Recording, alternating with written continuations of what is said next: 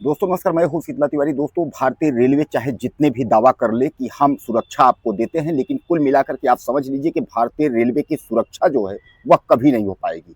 Railway की GRP और RPF की अगर हम बात करें तो इतनी बड़ी लापरवाही भारतीय रेलवे में है, जिसको आप बराबर देखते हैं कि रेलवे में कभी न कभी किसी न किसी घटना को लेकर के जो है आपका जी झकझोर देने वाली तमाम घटनाएं भारतीय रेलवे द्वारा घटित हो जाती है, जिसको सुन करके आपके रोंगटे खड़े हो जाएंगे। आज का जो हम जिक्र कर रहे हैं, जिस घटना का जिक्र कर रहे हैं, यह घटना जो है मुंबई जाने वाली सबसे सुपर फास्ट एक्सप्रेस जो है लखनऊ से और आपके मुंबई जाती है पुष्पक एक्सप्रेस है, जिसमें मैं आपको बता दूं कि 8 बदमाशों ने यात्रियों के साथ लूटपाट की और लूटपाट करने के बाद जो है नई नवेली दुल्हन के साथ बलात्कार किया।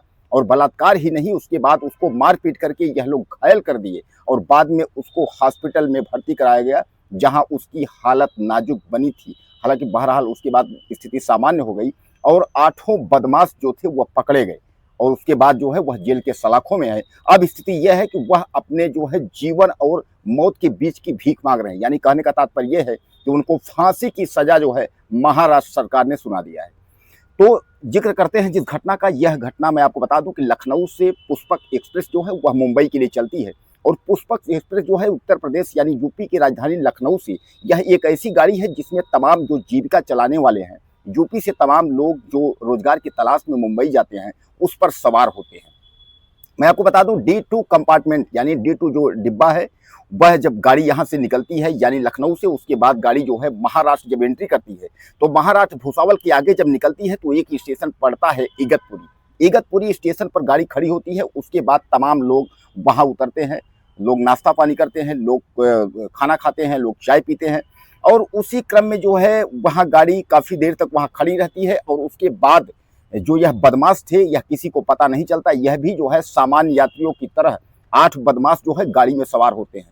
यानी D2 कंपार्टमेंट में जब यह चढ़ जाते हैं, बैठ जाते हैं, गाड़ी वहां से चलने लगती है और जब गाड़ी इगतपुरी स्टेशन से चालू हो जाती है तो उसके बाद रेलगाड़ी अपने रफ्तार में हो जाती है। तब तक यह बदमाश अपना रूप दिखाने के लिए तैयार हो जाते हैं, यानी जो चाकू और असलहे थे उसको निकाल लेते हैं। उसके बाद यात्रियों से लूटपाट करना शुरू कर देते हैं। हालांकि मैं आपको बता दूं कि गाड़ी जैसे जैसे महाराष्ट्र की तरफ पहुंचती है, आपको भी सामान्य पता है कि शुरुआत में भीड़ ज़्यादा होती है, उसके बाद जो है गाड़ियों में जो पैसेंजर की संख्या है वो कम हो जाती है। यानी D2 में जो पैसेंजर की संख्या थी वह करीब 15 से 16 थी और 8 बदमाश थे। यानी अगर आप कॉपी करेंगे तो आप यह मान के चले कि 2 यात्रियों पर 1 बदमाश।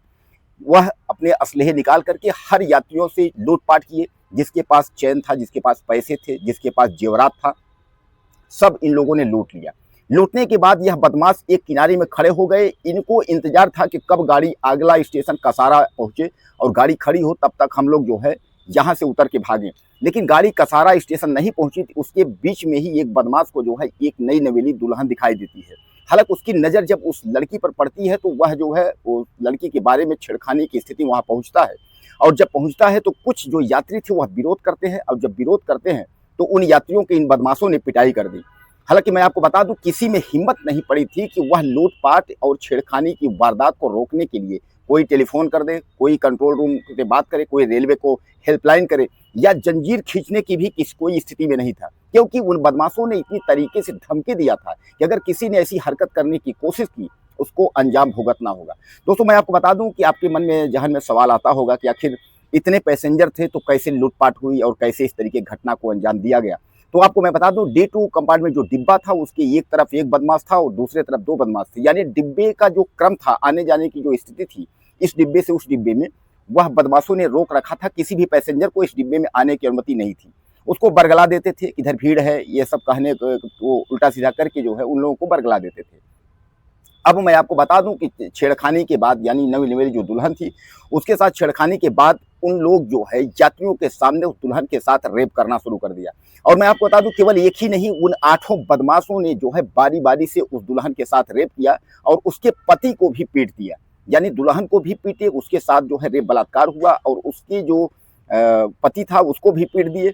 अब उसके बाद मैं आपको बता दूं कि अब वह फिर इंतजार करने लगे कि कसारा स्टेशन आता है, तब तक हम उतर के हम लोग भागेंगे। दोस्तों, वहां किसी में हिम्मत नहीं थी।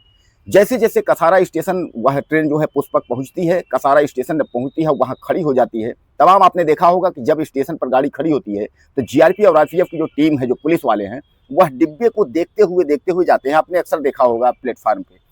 तो उसमें जो एक यात्री था, उसने इशारा किया एक जीआरपी वाले को कि बचाओ, हम बहुत मुसीबत में हैं। जीआरपी वाला समझ गया और जैसे वो आता है उसको सारी बात बताती है। इतने में जो है सारे जीआरपी के जो लोग थे वह डिब्बे में कूदते हैं और चारों तरफ से डिब्बे को रोक लेते हैं। लेकिन तब तक जो 4 बदमाश थे वो उतर करके भाग जाते हैं। 4 बदमाश जो है वो पकड़े जाते हैं। हालांकि मैं आपको बता दूं, टोटल लूट जो है वो 90,000 के लगभग की लूट हुई थी। जेवरात और सोना चांदी जो था वह अलग से हुआ था। अब आनन फानन में तुरंत जो नई नवेली दुल्हन थी उसको हॉस्पिटल में ले जाया जाता है और हॉस्पिटल में उसको जो है एडमिट करवाया जाता है। इन चारों बदमाशों की निशानदेही पर जो 4 बदमाश जो भागे थे उनको गिरफ्तार किया जाता है। हालांकि मैं आपको बता दूं, यह घटना जो है दिल को झकझोर देने वाली घटना है। औरंगाबाद के एरिया के चारों तरफ के वो बदमाश जो 8 बदमाश थे वह हैं। हालांकि धीरे धीरे करके यह पकड़े जाते हैं। इसकी एफआईआर जो है वह आपके कल्याण स्टेशन में होती है। जैसा कि मैं आपको बता दूं कि कसारा के आगे जो है कल्याण स्टेशन में इसका रिपोर्ट दर्ज किया जाता है। उसके बाद भारतीय रेलवे का जो प्रशासन है, जीआरपी है, तमाम लोग उसमें एक्टिव होते हैं और एक्टिव होने के बाद इन जो दरिंदे हैं, बदमाश हैं, इनको जो है गिरफ्तार किया जाता है। दोस्तों बहरहाल मैं आपको बता दूं, ये घटना 2021 की है, यानी घटना जो है 4 साल पहले की जरूर है। लेकिन इस स्टोरी को, क्राइम कहानी को बताने का मतलब ये है कि आपको दिल के ठोस पहुंचाने का मतलब नहीं है। आप सतर्क रहें, सुरक्षित रहें। भारतीय रेलवे में कभी कभी इस तरीके की घटनाएं घटित हो जाती हैं जिसको आप और हम सोच भी नहीं सकते हैं। लेकिन क्या अपराध रोका नहीं जा सकता? अगर उस यात्री ने इस तरीके की हरकत न की होती, जीआरपी से न कहा होता, तो क्या उन को न्याय मिल पाता? यानी वह बदमाश जो है सुरक्षित निकल जाते। कहने का तात्पर्य यह है, कितनी भी बड़ी मुसीबत हो, एक बार आपको प्रयास करना चाहिए। और अगर आप एक बार प्रयास करेंगे तो ऐसा नहीं है कि आपको जो है सफलता हासिल नहीं होगी या सफलता की ओर आप नहीं बढ़ेंगे। लेकिन एक बार आप प्रयास करके देखो। आखिर इस यात्री ने एक बार प्रयास किया और एक बार इसके प्रयास से सारे बदमाश जो है पकड़े गए। बदमाश जो है फांसी के फंदे तक पहुंच गए, लेकिन सबको न्याय मिला। यही अगर इस यात्री ने भी अगर साहस न दिखाई होती तो शायद ये है कि आज यह बदमाश जो है पकड़े भी न जाते, उस नवविवाहिता को न्याय नहीं मिलता और जो बदमाशों के द्वारा लूटी गई राशि थी वह बरामद नहीं होती। दोस्तों आपको क्या लगता है इस वीडियो से? चैनल को सब्सक्राइब कर लिया, वीडियो में मिलते हैं। नमस्कार।